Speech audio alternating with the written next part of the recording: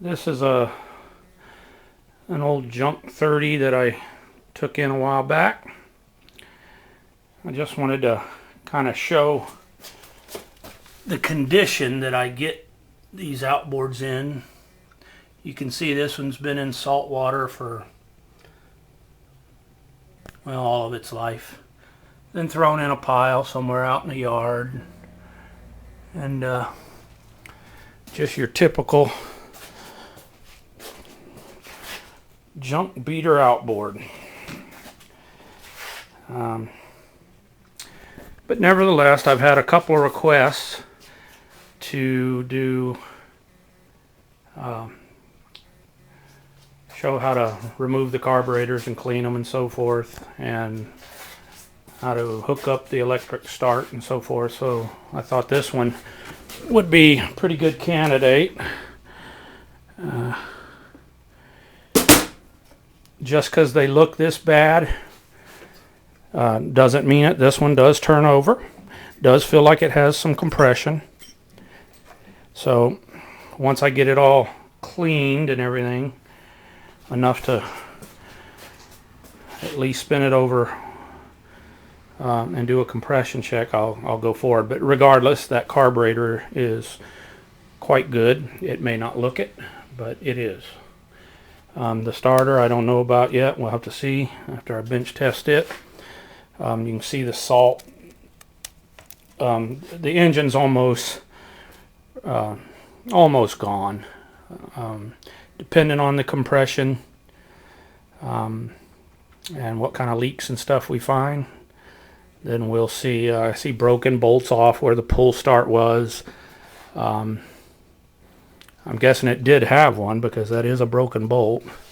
Could have been just a lifting thing, I don't know. But anyway, we'll see what we can do with it. But as far as showing how the starter hooks up and all that, I can do that. I have more starters, so I ain't worried about it if that starter's shot. But if nothing else, this engine has a lot of good parts. So let me get my stuff together and I'll take this carburetor off and we'll start on that. In case you're interested, this is the stuff I like to use on anything carburetor or intake. Like I said, I want to put a little paper towel in there that I sprayed with this. I really like this product. Super flammable. It works as a great starting fluid for two-stroke engines because it already has the oil mixed in with it, but yet it's highly flammable. An old Marine tech years ago showed me this. I swear by it. It's the only thing I use internal engine. Internal cylinder is this. If you want to see how I do a quick compression check on these engines, I've got this set up. This is my big old Milwaukee drill that I use, and till I get the starter situation and everything figured out, and before I decide if I want to even mess with this engine as far as trying to save the cylinder head and so forth, or clean the carburetor or do other things, I want to know that the cylinder's good and the block's good and that we're going to have compression. So I'll show you real quick how I do that. Pretty straightforward. If I can get my camera, sorry about that. Alright, I've got my compression gauge screwed into the cylinder. Then all I do is take this drill here and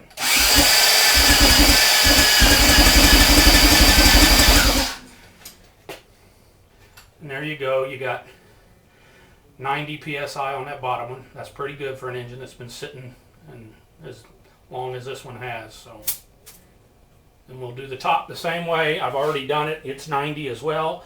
They're both even. They're within 10-15 pounds of each other, so they're in the diurnal range. That means it'll be probably a halfway decent running motor. So that's how I do that. Back onto the carb cleaning and so forth. So that's good news.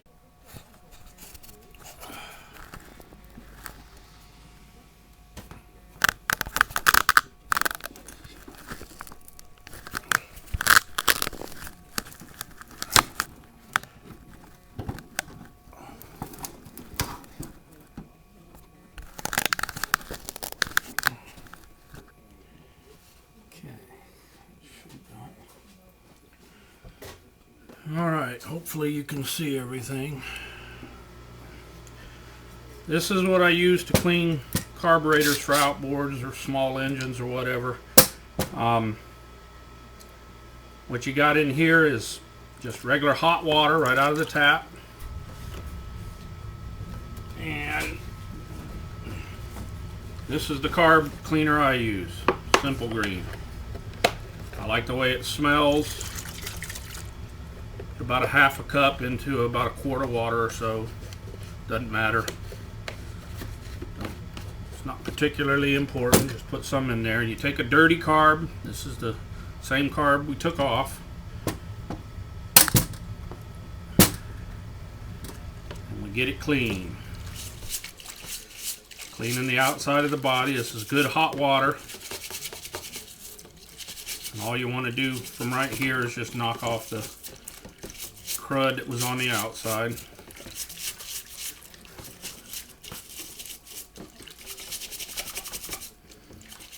I like Simple Green. It does a good job. It smells good.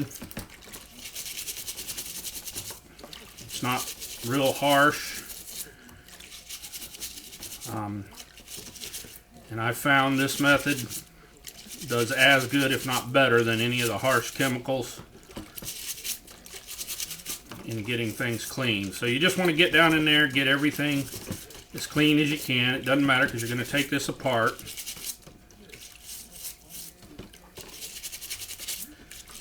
And this will all be filled full of good tri-flow oil in the end. So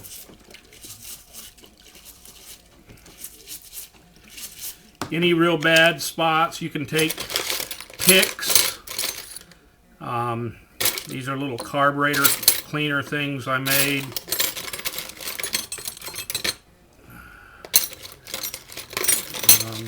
You can take stuff like this if you need to get in the nooks and crannies, if you got something hung up in there really bad, some corrosion or whatever. If you want to scrape, you can also use a wire brush if it's really bad. I found just these old cleaning brushes here with the plastic bristles do just fine. You can see what's happening to the water there. It's getting really nice and dirty. So there, that's what I do with the outside. Alright, then we take out the screws for the bowl.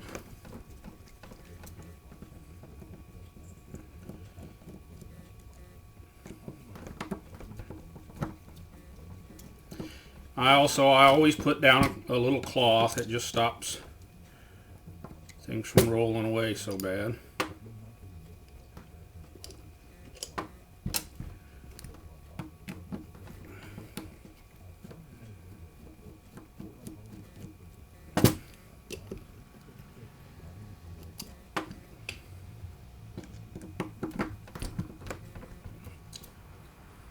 Sometimes these screws, if the engine's been used in salt water, can be really hard to get out. I find a good set, high quality set of needle nose vice grips, put on there, giving them half turns all the way around generally helps that out. Okay, there's the inside of your carb. This one ain't too bad. There's the rubber gasket. Some of them will have the cork gasket. If it has a cork gasket, you want to upgrade to the rubber gasket there. Alright, for taking out the little float bowl, I have a little bitty punch that I use. One side of it will have a flat tang, the other one will just be perfect for that little punch to fit in there. Pull that out. Your float and your needle comes off then. There's your needle, there's your float. Always shake the float, make sure there's no water in it. That lets you know it's good. You can float test it in the water. Emulsion tube gasket. If it's cork or the cloth kind, replace it with the rubber kind. If it's rubber, you can probably reuse that as well. Okay, taking out the seat. I use this device here. It's for a tap, and I put a big flat bit in it. I kind of filed that bit at the end so it fits these seats real good. And that gives me something to work. Sometimes they can be really hard, so I hope this is on there. And then once you get that, you can just take a regular screwdriver or whatnot if you. But you want to get that out of there. Okay, there'll be a little nylon gasket up under this.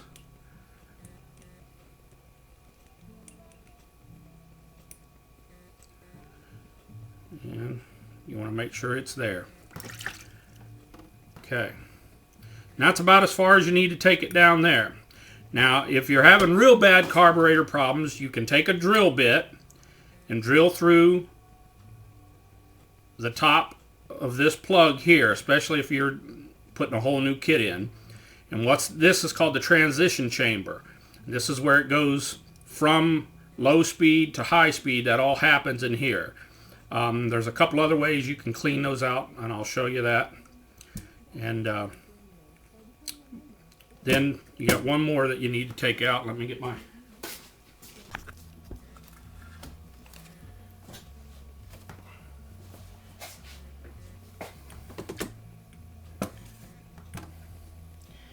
Okay, now we're going to go inside here and get that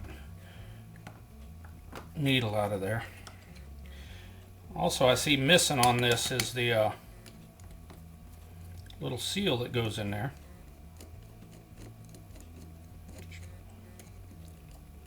I have one, so I'll put it in there.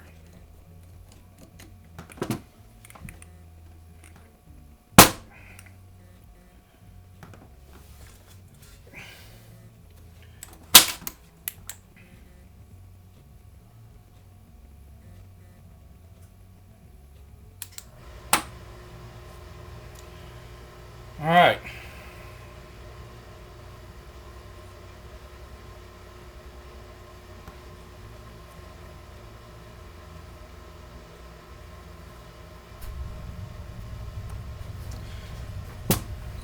Okay, I made these little picks here. I just took wires, drilled holes down in these, put a little 2-part epoxy in there, and then I dipped the whole things in this it's kind of like electrical tape stuff.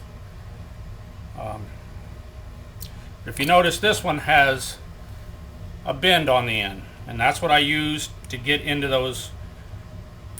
There's some holes right on the top here, and you can reach up in there and put that in there and clean those out. Make sure they're nice and free, nothing is clogged in there. There's 3 of them in there. Some of the other models, carburetors, will have more. But you want to just poke this wire gently in there and wiggle it around. Okay. Then you've got the primer tube. You find a wire that'll fit down in there, and make sure it's open.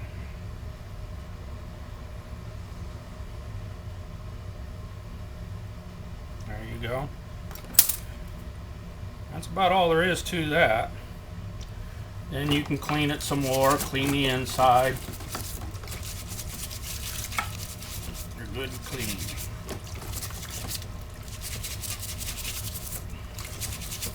Now I do have, for cleaning these, an ultrasonic cleaner. And if I open up one of these carbs and there's actually white crystals or any kind of corrosion in there, then I will actually run it through that thing, and it does a really good job. They're less than $100 delivered to your door from Harbor Freight, and I'm real happy with the one I got. But typically, if they're about like this carburetor, which it's not real bad, especially inside, it looked good. It's fairly clean in there. Then I don't do that. I only use the ultrasonic cleaner if they're really bad, especially inside. Okay. You've also got one more jet in the bowl. Your high jet sits right back in here. Same thing. You want to take a wire, come in through right through there, and then you want to make sure you see it inside there. And then this one, it's nice and open. So you want to use a wire and get in there. Okay. Now after I clean these up like this, here's about the most important thing I use. Compressed air. Blow everything out. Get in all the any orifice, hole that you took something out of, you blow out. And any others that you see.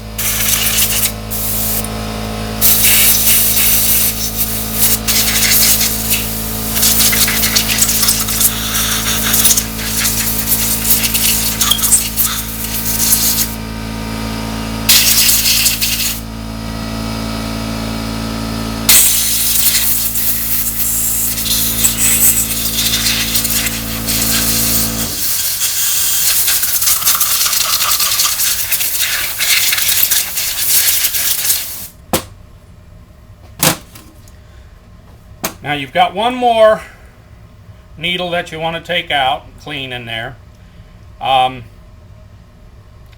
this is going to be your air and your idle speed. So you want to take this and count the turns. There's one turn, you're going clockwise here. 2 turns, and there it is. So this one was 2 turns out from a light seat. So that's what we'll set it at going back.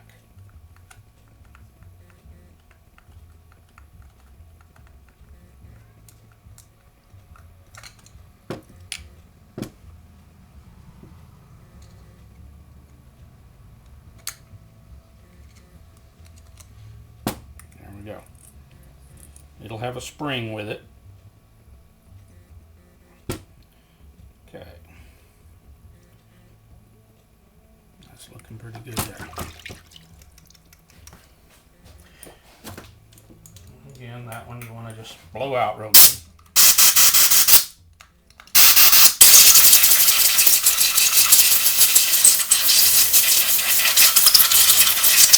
And then one last thing I like to do before I lube everything up and put it all back together, and you're not going to see this part, I'm going to do it off camera, but I got a wire wheel over here on a bench grinder. It's a nice soft brass wire reel. I cleaned the body parts up really nice. Get any last little bit of yuck off of there. And I clean it all off and dry it off. I'm going to do that off camera and then I'll come back.